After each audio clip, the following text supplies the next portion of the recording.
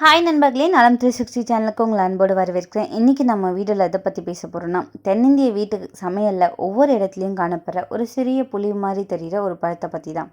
ஆனால் அது நம்ம உடலுக்கு பெரிய நன்மைகளையும் சில தீமைகளையும் தரக்கூடிய ஒன்றா இருக்குது. அது தாங்க கொடம்புளி, அதாவது மலபார் டர்மரிக். இந்த கொடம்புளி ஒரு காட்டு மரம் மாதிரி வளரக்கூடியது. இது கர்நாடகா, கேரளா, தமிழ்நாடு, இலங்கை மற்றும் தென்கிழக்காசிய நாடுகளில் இயற்கையாக காணப்படுற ஒரு பழம். இதோட அறிவியல் பெயர் கார்ஷீனியா கொம்போஜியா. இதனுடைய தோல் புளிப்பாக இருக்கும். அதனால தான் இதை புளி மாதிரி நம்ம சமையல்லையும் பயன்படுத்திகிட்ருக்கோம். இந்த கொடம்புளி அல்லது கோக்கம்புளி அப்படின்னு அழைக்கப்பட்டு வருதுங்க. நம்ம எல்லாருமே இப்போ பயன்படுத்துகிற இந்த புளி கடந்த சில நூற்றாண்டுகளாக தான் பயன்படுத்துகிறோம். ஆனால் கொடம்புளி தான் பாரம்பரியமாக பயன்படுத்தப்பட்டு வந்தது. இது செடிகளில் விளையும் புளி. பார்க்க தட்டையான சதைப்பற்றோட கூடியதான். பூசணிக்காய் வடிவத்தில் இருக்கும். இது பழமானது காய வச்சு படுத்தப்படுது. இது புளிப்பு சுவையோட துவர்ப்பு சுவையும் கொண்டது. ஆயுர்வேதத்தில் கொடம்புளி எப்படி பார்க்கப்பட்டதுன்றதை பற்றி இன்றைக்கி நம்ம தெரிஞ்சுக்க போகிறோம். கொடம்புளி அப்படின்றது என்னென்னா, அதோட நன்மைகள் மற்றும் அதோட பயன்பாடு குறித்து நிறையவே குறிப்புகள் இருக்குது.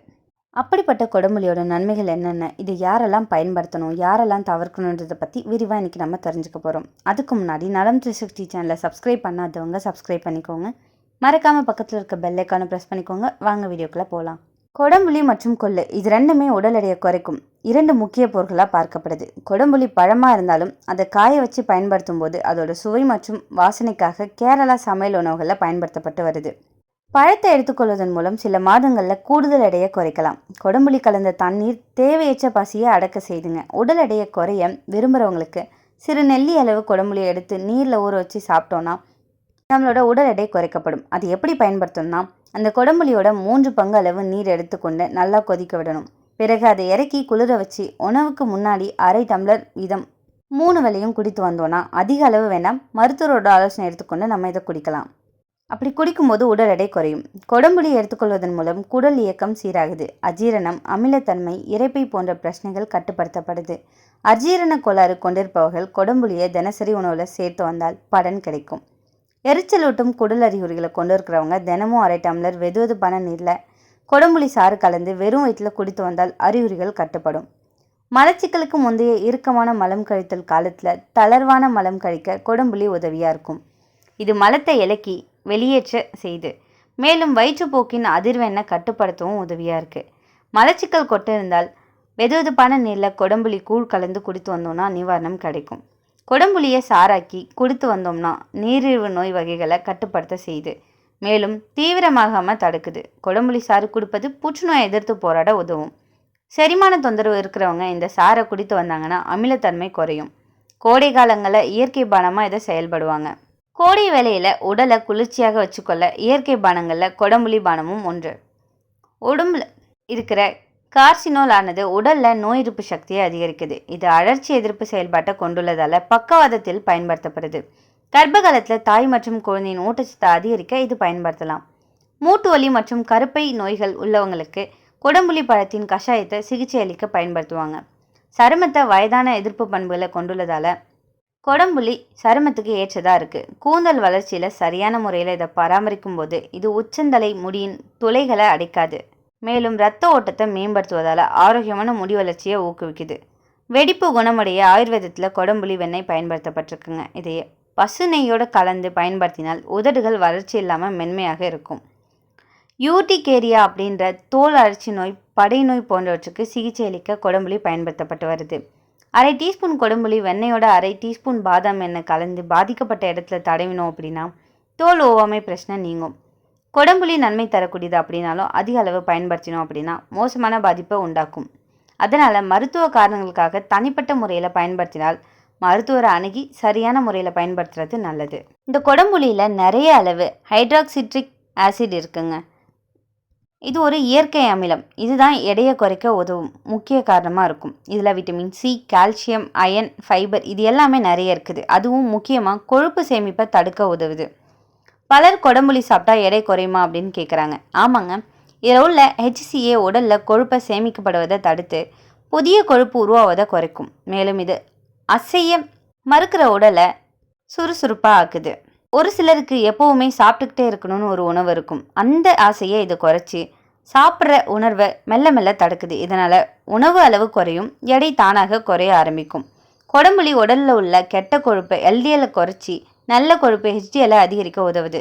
இதனால் இதய நோய் வராமல் தடுக்குது. இது இரத்த அழுத்தத்தையும் கட்டுப்படுத்தும் தன்மையுடையது.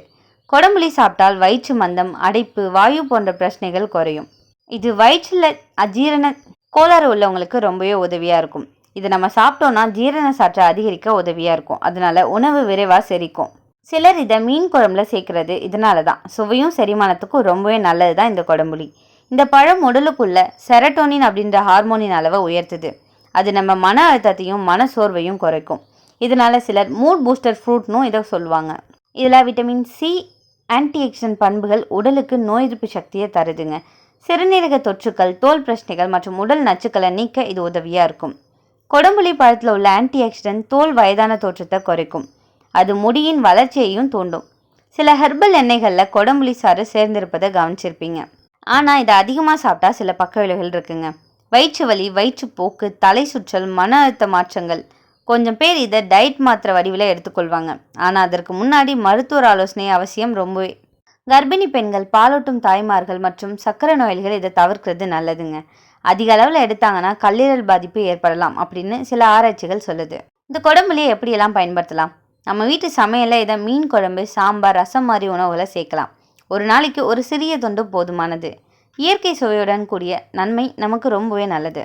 ஆயுர்வேதத்தில் கொடம்புளி அஜீரண நோய், பித்த நோய், கடுப்பு மற்றும் மலச்சிக்கல் போன்றவற்றை குணப்படுத்த பயன்படுத்தப்பட்டுள்ளது. இது உடலுக்குள்ள வெப்பத்தை சமநிலைப்படுத்தும் அப்படின்னு கூறப்படுது. பலர் இதை எடுத்த பிறகு எடை குறைந்தது, செரிமானம் சீரானது அப்படின்னு சொல்கிறாங்க. ஆனால் சிலர் சோர்வு, தலைவலி, மனநிலை மாற்றம்னு கூறுறாங்க.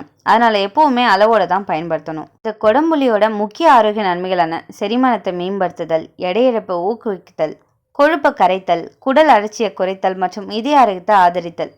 கொடம்புளி அல்லது மலபார் புளி அதோட கசப்பான சுவைக்காக தென்னிந்தியா, குறிப்பாக கேரளா உணவு வகைகளில் பயன்படுத்தப்படுது. எல்லா இயற்கை பொருளுக்கு மாதிரி கொடம்புளிக்கும் அளவோடு எடுத்தால் மருந்து மாதிரி வேலை செய்யும். அளவுக்கு மீறினா நச்சா மாறிடும்.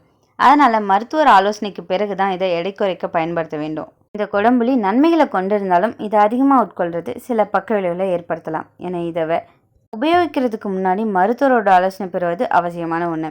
கொடம்புளி சமையலில் புளிக்கு பதிலாக பயன்படுத்தலாங்க. குறிப்பாக மீன் குழம்பு போன்ற உணவுகளில் கேரளா உணவு வகைகளை இதை அதிகமாக பயன்படுத்திட்டு இருக்காங்க. நீங்கள் கொடம்புளி சமையலில் பயன்படுத்திருக்கீங்களா? எந்த உணவுகளை சேர்ப்பீங்க? கொடம்புளி சாப்பிட்டதுக்கு பிறகு உங்களுக்கு ஏதாவது மாற்றம் தெரிஞ்சுதா அப்படின்னு கமெண்ட்டில் சொல்லிடுங்க. உங்களோட எடையை குறைக்கிறதுக்கு வேறு எந்த உணவுகளை நீங்கள் பயன்படுத்துகிறீங்க அப்படின்னும் கமெண்ட்டில் சொல்லிடுங்க. இன்றைக்கி நான் சொன்ன விஷயங்கள் எல்லாமே உங்களுக்கு ஹெல்ப்ஃபுல்லாக இருக்கும்னு நம்புகிறேன். இந்த வீடியோ உங்களுக்கு பிடிச்சிருந்துச்சுன்னா லைக் பண்ணுங்கள், ஷேர் பண்ணுங்கள். மறக்காமல் நம்ம சேனலை சப்ஸ்கிரைப் பண்ணுங்கள்.